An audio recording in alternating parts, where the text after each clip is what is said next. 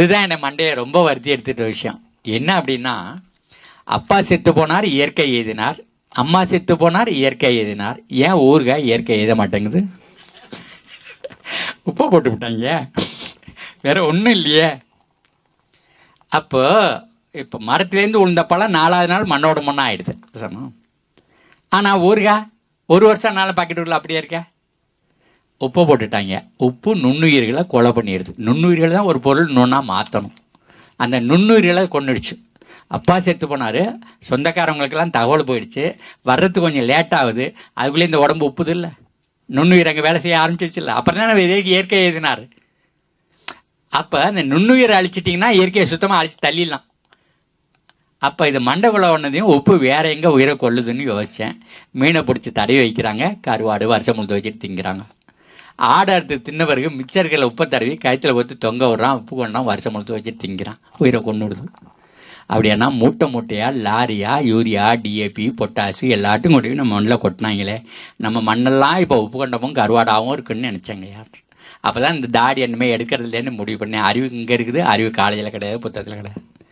நம்ம அக்ரிகல்ச்சர் காலேஜில் நாங்கள் படிக்கும்போது கடைசி வருஷம் எங்களை சோதிப்பானில் பரீட்சையில் தேர்ச்சி இவனுக்கு மார்க் போடுறதா இல்லையானு கையில் ஒரு பாக்கெட்டு கொடுப்பாங்க. அதை நாங்கள் சோதித்து இது என்ன உப்புன்னு கண்டுபிடிக்கணும். எங்களுக்கு கொடுக்குறதே அப்படி தான் கொடுப்பான், வாட் சால்ட்டுன்னு கண்டுபிடின்னு தான் கொடுப்பான். ஆனால் உங்கள்கிட்ட கொண்டாந்து கொடுக்கும்போது ஃபெர்டிலைசர்னு கொடுத்தானே. விவசாயிட்டு கொடுக்கும்போது ஃபெர்டிலைசர்னு கொடுத்தாயா, அக்ரிகல்ச்சர் காலேஜில் சால்ட்டுன்னு சொல்லி கையில் கொடுத்தாயா. அந்த உப்பை மண்ணில் போட்டு அங்கே உப்பில் இருக்கிற அந்த மண்ணில் இருக்கிற உயிரெல்லாம் இல்லாமல் பண்ணாங்க, அந்த மண்புலெல்லாம் எல்லாம் பண்ணாங்க. அதுக்கப்புறம் தான் அவனுக்கு ஃபெர்டிலைசர்லாம் விற்றுது. சரிங்க. இப்போ இதை மறுபடியும் சொல்லுங்கள். பொய்யை தொழுது அடிமை செய்வார்க்கே செல்வம் எல்லாம் உண்டு. சரிதானா? உண்மை சொல்லுவார்க்கோ ஒன்றும் இல்லை, உழுது உழைத்து அற்பார்க்கு உணவில்லை. அந்த அந்த பழைய அடிமை வாழ்க்கை அப்படியே தொடர்ந்துருக்கு. இன்னும் சுதந்திரத்தை காற்றை சுவாசித்து பார்க்கல. நம்ம இந்திய விவசாயிகள் சுதந்திர காற்றை சுவாசித்து பார்க்கல. நான் வேளாண் துறையில் 6 வருஷம் வேலை பார்த்துட்டு வெளியில் வந்தேன் பாருங்கள்.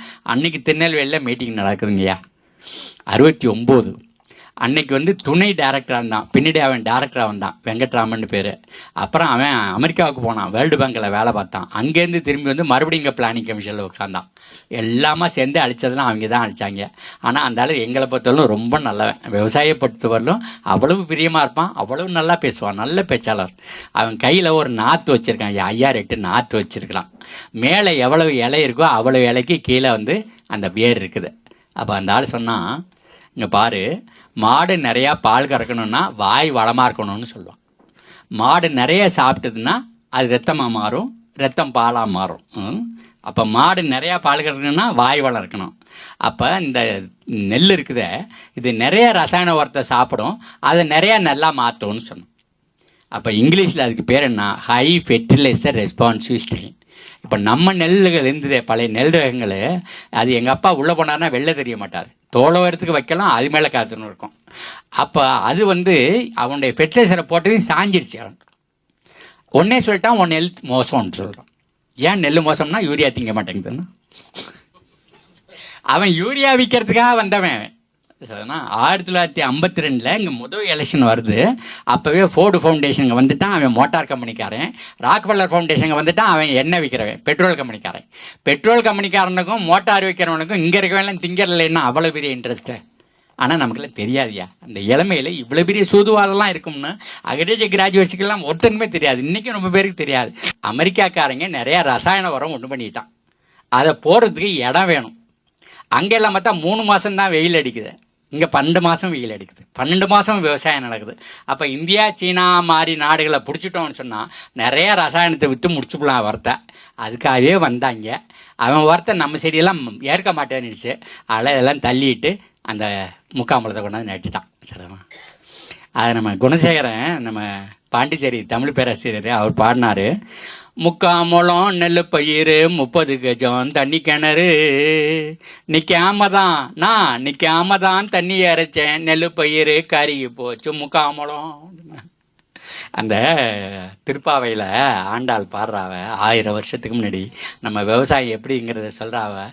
ஒங்கு பெருஞ்சென்னல் ஊடு கயலுகளா அப்படின்னு சொன்னானா, பயிர் அப்படி வளர்ந்து நிற்குதா, நெல் பயிரை உழுகுல கெண்டை மீன் துளிக்கிட்டு இருக்குதா, அதே களை எடுத்து முடிச்சிடுது, அதே பூச்சியெல்லாம் பிடிச்சி தின்னு விடுது, அது உரம் போட்டுடுச்சு அந்த நெல்லுக்கு, போட்டுடுச்சே, அந்த மீன் அவங்களுக்கு சாப்பாடாகவும் ஆகிப்போச்சே. சரிதானா?